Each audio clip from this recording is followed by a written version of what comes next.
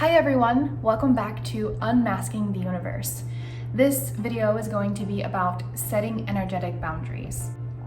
I visited with a friend the other day. I hadn't seen her in over a year, you know who you are, and due to COVID. And one of the things that we were talking about was how we've noticed a change in people's energies with people that we're interacting with on a daily basis. In a good way, really good things are happening. There's like an awakening and just a shift in people's energies, and it feels really good. But she confided in me that there's one person that she sees on a decently regular basis that when they leave, she feels like she has to go take a shower right away and just rinse their energy off of her. I'm not sure if it's negative or if she just feels drained, but that triggered an idea for me to create this video. So I really do love the idea, and I do it myself, to shower and self-care after you already feel drained. But this video is going to be about going over things you can do preventative to help you before they're even around you in your space, and things you can do on a daily basis to help keep your energy vibrating at the level that you want it to. So the first thing that we're going to talk about that I believe is really helpful if you adopt this in your knowing: you deserve to feel whole, always. Period. The reason why I say that is there is a limiting belief, and I know this because I've experienced this myself, and I am working through releasing, and I have worked through to release. You need to feel tired in some way, even sometimes completely drained, to feel that effective work was done. And that's simply not true. You can feel whole and still do effective work. So I know that might seem like a simple concept, but in order for you to feel it internally, you might need to say affirmations, you might need to journal about it, you might need to do some shadow work, and honestly, simply just identify if those patterns are happening in your life. If you feel like you need to feel tired in order to feel like something's being done and accomplished, identify that. See, just be aware of that principle. But that is like the first thing that I say and think is important if you are feeling drained around people or after doing a certain task. The second thing is, let's talk about Maya Angelou a little bit. Maya Angelou is one of my idols, and if I am a quarter of what this woman is, I will be happy. Maybe not, no, I need to be much more than a quarter, but you get the point. Maya Angelou, if you don't know who she is an activist, an actress, a singer, a writer, a poet, an amazing woman. She is no longer in the human form, but her energy is still here, and I talk with her and commune with her regularly. I love this woman. One of the big lessons that I learned from her was words are things.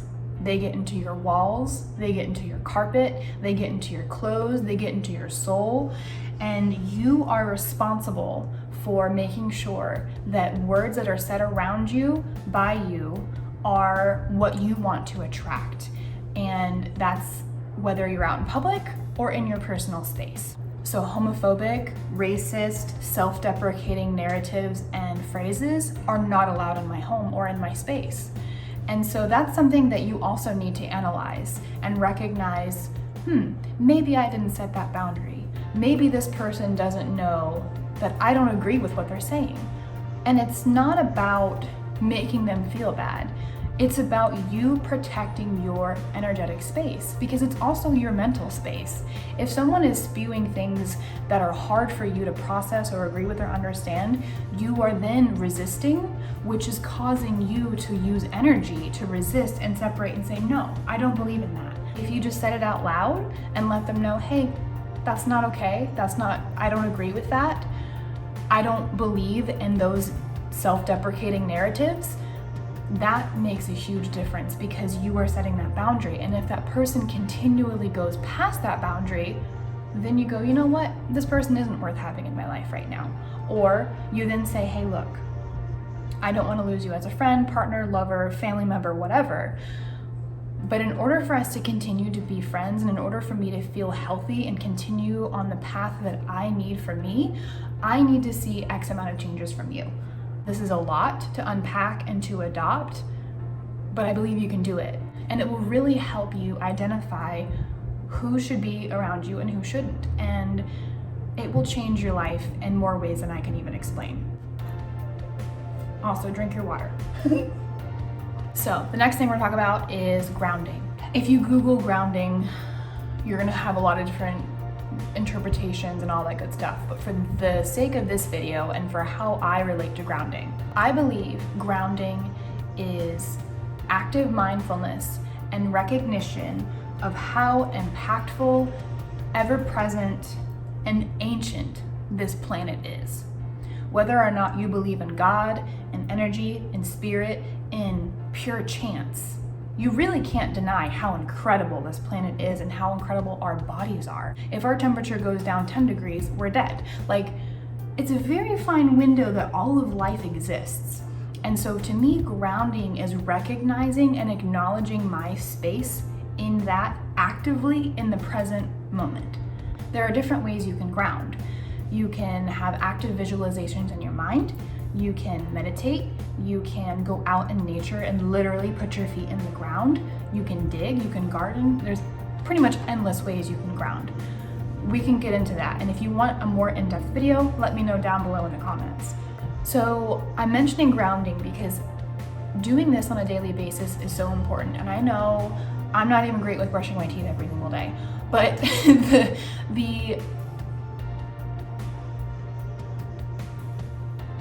fine. I'm a human being. I'm imperfect. It's cool. It's fine. But the great thing about boundaries.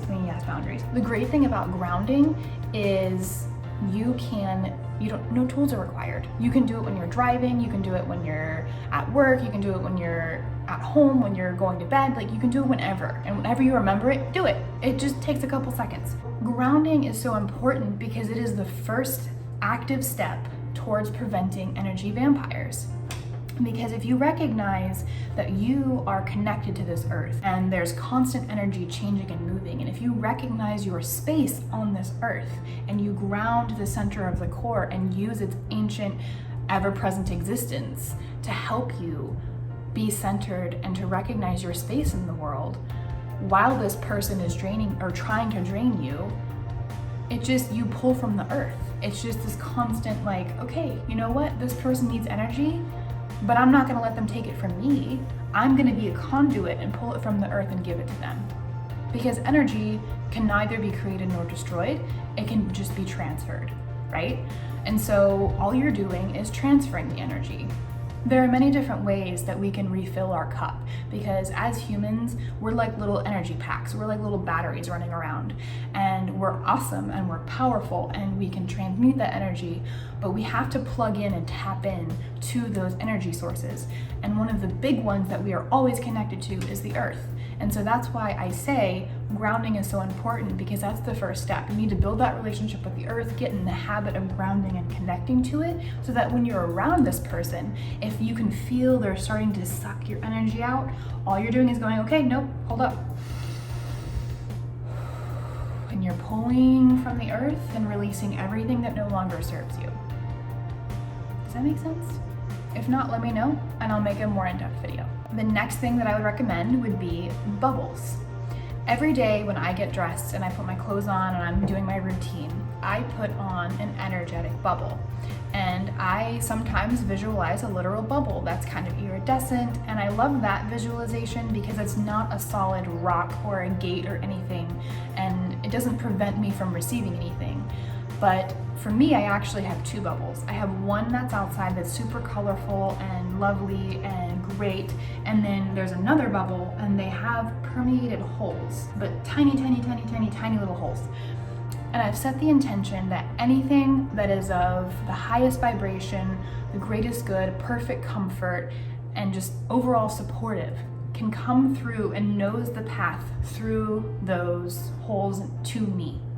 And I have set the intention that anything that no longer serves, anything that's lower vibration, is repelled. And so in my head, I'm a highly visual person, so this makes sense to me, but like those two bubbles are always moving, and I have set the intention that only good things come and then the negative things get lost. And so having those two bubbles just helps me. So along the lines of bubbles, we're gonna now kind of get more into the woo-woo side of things, right? So let's move on to talismans, amulets, and protective objects. So there are many different things you can do, and many different religions have their own beliefs and practices. And my biggest advice to you is to find what works for you and what resonates with you. If it's important for you to create it or for you to draw the protective symbol, you need to decide that and figure out what works best for you. So I'm now gonna go ahead and list a couple of different options and things that I do that help me. If it works for you, great. If not, it might inspire you to find your thing. So one of the first things that works for me that I love to work with are crystals. So this is black tourmaline. Shamans have used this for thousands of years. Shamans constantly work with people and their souls and all different types of people, and this helps keep them protected. So anything that's negative can go into the tourmaline. So a thing to note is if you do have this in your space, you're going to need to cleanse it regularly. There's many different ways to do that. That's going to be in a separate video, but I have it in a crystal form as well as a necklace. So I will wear this. I love the length of this because it sits like right on my chest and I feel extremely protected. So having crystals in your space is helpful. And you can even like give them the job of protecting you. So like even this amethyst over here, I can be like, hey, I need to be protected. Please help me protect this space. That can be a separate video, but we've gone over crystals. Another thing that really works well for me is candles, incense, sage, those types of things. So kind of like what I was talking about with setting intentions with crystals, you can set intentions when you're lighting incense, candle, and sage. Sage is a cleanser. It's used commonly to remove negative energy, and you can sage before this person comes over. And if you notice they don't want to come into your house or into your space, it's doing its job. The candle you can set with whatever intention you want. You can be like, look, give me energy. You can be like, give them energy. You can be like, protect me. Whatever resonates with you, you can set that intention. Another really cool idea that popped into my head when I was writing down my notes and trying to collect my thoughts to create this video was a lot of people have light switches right by their front door or right by their door and their entrance.